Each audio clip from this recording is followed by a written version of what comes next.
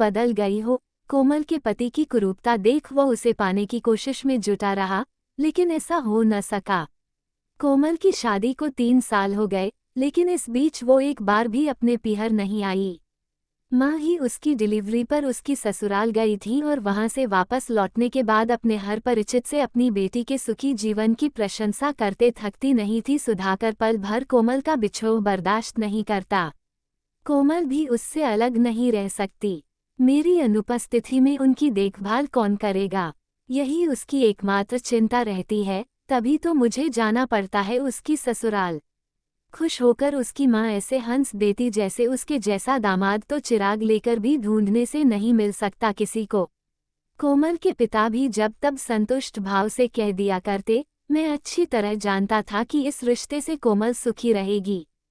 फैलती हुई बेल को उचित समय पर सहारा मिल जाए तो वो भली भांति पनपती है। पूरे 2 वर्ष से कोमल के सुखी जीवन की यह गाथा सुनता आ रहा था। मुझसे शादी न होने पर भी वो सुखी हो गई। कद 5 फुट, चेहरा कुरूप, विकलांग। कोमल का पति मेरी तरह किसी यूनिवर्सिटी का प्रोफेसर नहीं था। खूबसूरती की बात रहने दी जाए, लेकिन वो शरीर से भी स्वस्थ नहीं। कोमल को नायक के बदले जोकर मिला। ऐसे इंसान से हंसी मजाक तो संभव था, प्रेम नहीं। किंतु वो मूर्खा इसी जोकर को अपना आदर्श नायक समझने लगी, या फिर शायद उसकी अपार संपत्ति ने ही उसका मन मोह लिया। ये सवाल मुझे लगातार चुभ रहा था, लेकिन कोई संतोषजनक समाधान नहीं ढूंढ पा रहा था। मैं तो ये उम्मीद लगाए बैठा था कि उससे मिलकर आने के बाद कोई मेरे पास आकर कहेगा। एकांत में अनमनी होकर वो लंबी लंबी सांसें भरती है, उदासी के बादल उसे श्यामल बना देते हैं। तो मैं खुशी से नाच उठता, लेकिन कहीं से भी मुझे ऐसी बात सुनाई नहीं दी। इतना तो निश्चित था कि वो मुझे भूली नहीं थी, भूल भी नहीं सकती थी। कभी हम दोनों ने एक दूसरे को जीवन एक साथ निभाने का वचन भी दिया था। उसी नाते मुझे अभी भी ऐसा लगता जैसे कोमल पर मेरा पूरा अधिकार है, किंतु वो तो मुझे खोकर भी बहुत खुश थी।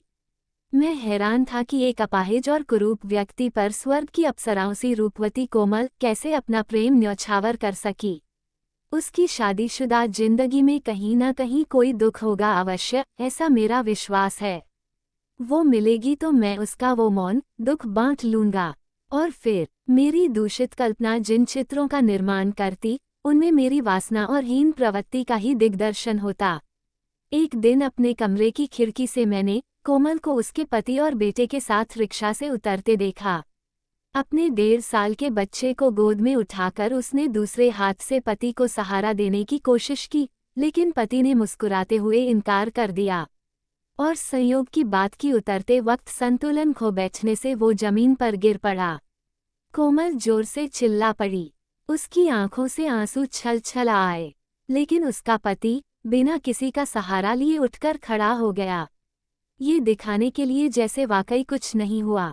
जब वो आहत पांव से दिन रात घूमता रहा तो दूसरे दिन लाचार होकर उसे बिस्तर का सहारा लेना पड़ा। पूरे सप्ताह भर वो बिस्तर पर ही रहा। कोमल 1 मिनट के लिए भी उसे अकेला नहीं छोड़ती थी।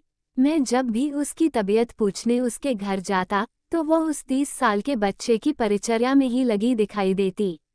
एक दिन मैंने उससे पूछा, कोमल, मेरे घर नहीं आओगी क्या? जरूर आऊंगी, तुम न कहते तो भी जरूर आती। मेरा कुछ काम भी है। अपने अंतस में संजोई पीड़ा का 2 क्षण मुझसे आलेख करके मेरा संबल पाने के अतिरिक्त कोमल को मुझसे भला और क्या काम हो सकता था।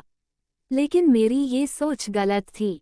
एक दिन मैं कोमल से मिलने उसके घर पहुंचा तो पति पत्नी के बीच संवाद चल रहा था।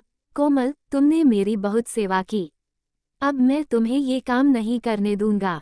मैं सजग और सतर्क हो गया। अधखुले किवाड़ों की दरार से देखा, उसके पति ने उठने की कोशिश की, लेकिन कोमल ने उसे फिर लिटा दिया। मौसमी जूस का गिलास उसे पकड़ाते हुए बोली, पहले इसे पी लो जल्दी से। नहीं, पहले वचन दो कि मेरे गंदे बर्तनों को तुम नहीं छुओगी। नहीं, ऐसा नहीं हो सकता। तो फिर मैं जूस नहीं पीऊंगा, फिर मैं भी खाना नहीं खाऊंगी। कोमल नाराज होकर कुर्सी पर बैठ गई। बीच बीच में वो कनखियों से पति को देख लेती। पति के चेहरे पर हठ, निश्चय, आदर, स्नेह तथा करुणा की तरंगें बारी बारी से उठकर विलीन हो जाती थीं। अंत में वो उसके दुराग्रह के आगे हार गया। उसने प्यार से कोमल को पुकारा तो कोमल उठकर उसके करीब आ गई। क्या कहते हो? कोमल के दोनों हाथ अपने हाथों में लेकर उसका पति बोला, ये हाथ कितने सुंदर हैं। है न? हाँ हैं। ये आंखें कितनी सुंदर हैं।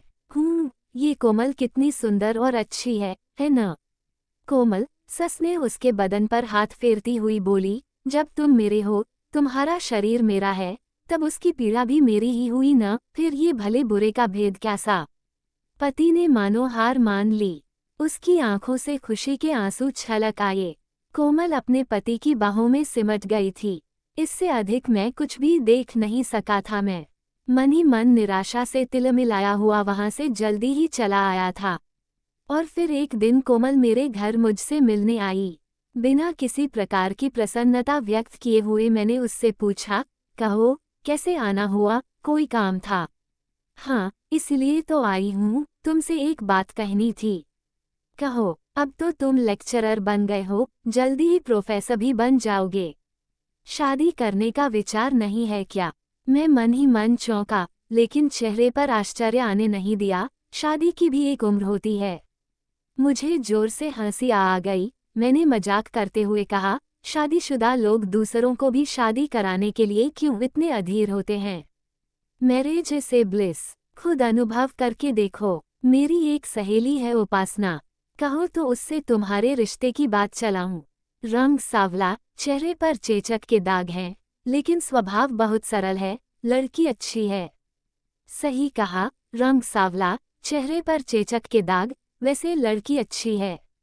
गृहस्थी केवल रंग से नहीं चलती, वो अपने स्वभाव से तुम्हें मोह लेगी। मैं मौन रहा, सिर्फ व्यंग्यात्मक मुस्कान चेहरे पर स्पष्ट थी। कोमल शांत स्वर में बोली, मुझे ही देखो। दूसरों को मेरे पति की शक्ल सूरत साधारण लगती होगी, लेकिन कोई मेरी नज़रों से देखो तो पता चलेगा कि इस संसार में मेरे पति से खूबसूरत इंसान कोई दूसरा नहीं, उनका ये रूप सिर्फ मैं ही देख सकती हूँ। मेरे मन में शैतान जागा, स्वर में तीव्रता आने लगी। कोमल के शब्दों से मेरा संयम डगमगाने लगा। तुमने तो अपनी आंखें बंद कर ली कोमल, लेकिन इसका ये मतलब नहीं कि सभी वैसा ही करेंगे। तुम्हारा सौभाग्य ही है कि तुम्हें दोनों आंखें बंद करके चलने वाला पति मिला है। क्या मतलब? कोमल का रोष उसके चेहरे से स्पष्ट झलक रहा था। मैं एक विभत्स हंसी हंसा, क्या तुमने अपने पति को बताया है कि एक रात मेरे साथ भाग चलने के विचार से तुम मेरे घर आई थी और तुमने ही मुझे इसके लिए उकसाया था? मेरे विवेक और संयम पर शैतान अब तक हावी हो चुका था। कोमल की आंखें जैसे अंगारे उगलने लगी थीं। उसी समय मुझे एहसास हुआ कि कोमल से मुझे जैसी उष्णता चाहिए थी वो वहां नहीं थी। वहां थी सिर्फ बर्फीली चट्टान की ठंडक। उसका हाथ अपने आप मेरे हाथ से छूट गया। उसी समय उसका पति कोमल कोमल पुकारता हुआ वहां पहुंच गया। हम दोनों को देखता हुआ बोला, बातचीत चल रही है, चलने दो चलने दो। उसे कमरे से निकलते देखकर कोमल ने पुकारा, सुधाकर बोलो। निर्विकार मुद्रा से वो घूमकर दरवाजे पर खड़ा हो गया। यहाँ क्या चल रहा था, ये समझाने के लिए कोमल ने मेरा हाथ थाम लिया और बोली, हाँ अब तुम जाओ, मैं अभी आती हूँ। उसी भावहीन चेहरे से उसका पति कमरे से बाहर चला गया। मुझे अपने दिल की धड़कन बंद होती प्रतीत हो रही थी। गला सूख रहा था। मैंने अपना हाथ उसकी गिरफ्त से जैसे ही छुड़ाया वो बोली, घबरा क्यों गए? अपना हाथ फिर से मेरे हाथ में देते हुए बोली, लो और देखो। इस हाथ के स्पर्श में क्या है? तुम्हें यहाँ मिट्टी जैसी ठंडक के अलावा कुछ महसूस नहीं होगा। ये हाथ अब मेरे पति के हैं। इन पर अब पूरा अधिकार उन्हीं का है। उद्धरण चिन्ह। अनजाने ही मैं सिहर उठा। कोमल फिर बोली, एक माँ का हाथ पकड़कर तुम्हें क्या मिलेगा, बोलो। बस करो कोमल। मैं चिल्ला पड़ा, पर वो कहती ही गई, दुनिया की नज़र में मेरे पति कुरूप होंगे, पर मेरे लिए नहीं। जानते हो, जिस तरह एक माँ की नज़रों में उसका बच्चा कभी कुरूप नहीं होता, उसी तरह एक पत्नी के लिए भी उसका पति कभी कुरूप नहीं होता। शरीर में बाहरी रूप से कमी हो सकती है, परंतु आत्मा कभी कुरूप नहीं हो सकती और प्रेम कभी शरीर से नहीं आत्मा से किया जाता है। मैंने अपने विगत जीवन की सारी बातें सुधाकर से कह दी हैं। एकदम नया कलेवर लेकर उनसे मिली। तभी तो सुधाकर का प्रेम पा सकी। दुनिया वालों को जैसे वो दिखाई देते हैं, मैंने उनसे एकदम निराले रूप में ही पाया है। कोई मुझे उनसे दूर नहीं कर सकता। उनके सामने मैंने तुम्हारा हाथ इसीलिए पकड़े रखा ताकि तुम्हें दिखला सकूं कि उन्हें मुझ पर कितना विश्वास है। वो जानते हैं और समझते भी हैं कि मैं उनकी हूँ, सिर्फ उनकी हूँ। कोमल इतना कहकर चुप हो गई। उसकी आंखें भर आईं। अब तक मैंने भी अपना खोया संयम पा लिया था। आवेग से सिसकते हुए मैंने कोमल के पांव पकड़ लिए।